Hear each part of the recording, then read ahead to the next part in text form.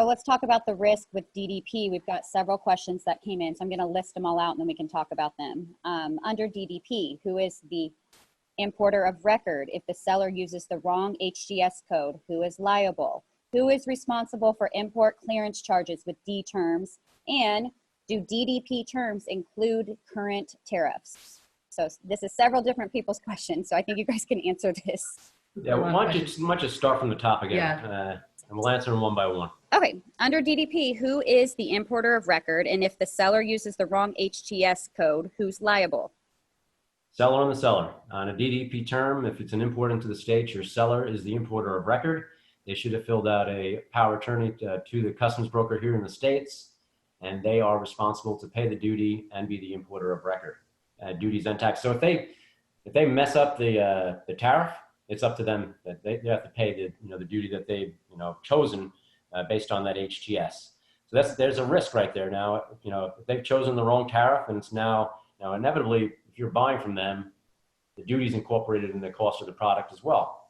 So if they messed the tariff classification up and it should have been a 2% duty rate, but they think it's a 5%, so you're actually paying an extra 3% in there.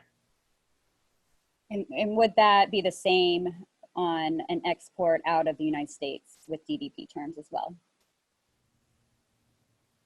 For the most part. Yeah. There are some countries that don't allow for DDP. Mm-hmm. Mexico being one, Brazil being another, I believe. Yeah. But yes, you as the seller would still be responsible for being the importer of record and paying your duties and taxes. And that's on the selling side, like Patrick just said, you need to make sure you're covering your cost. And if you assumed that it was a 3% and you get it delivered and cleared through customs and come back and find your duty rate was 12%, well, you're out.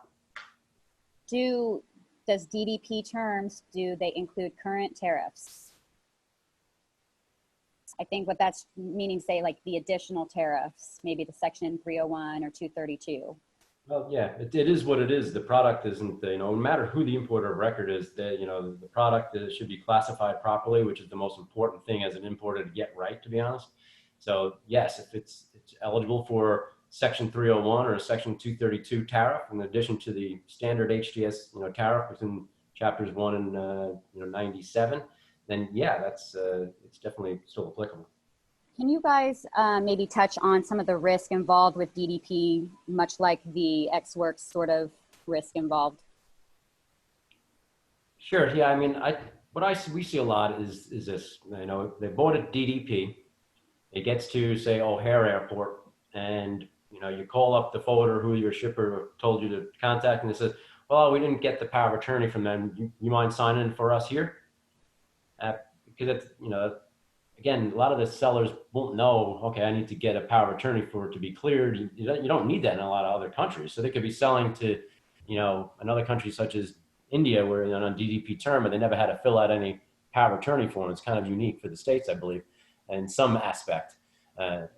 But so that's a big thing we see with DDP, where now it's here, it's 2,000 kilos. Nobody's got the authorization to file the customs clearance. And guess what? The airlines give us 24 hours free. So we got some issues. Obviously on a DDP term, all that should go back to the seller, but you want the product, don't you?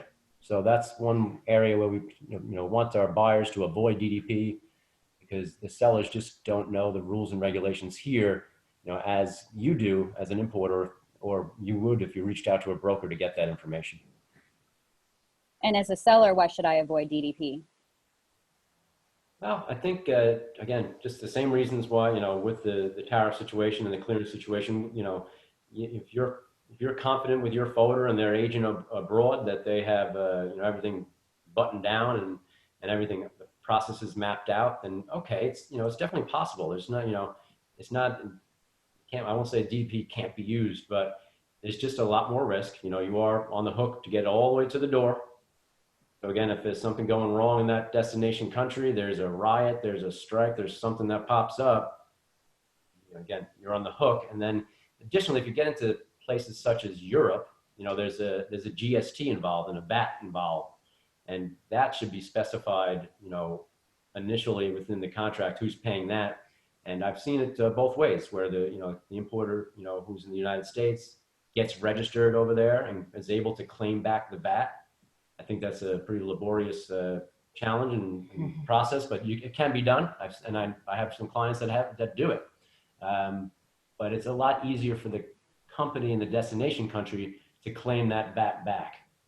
And at the end of the day, there's no way you can kind of incorporate that into your product and it'll be, a viable product to be sold at the destination country, because the VAT and the GST can be, up to 20% in some cases.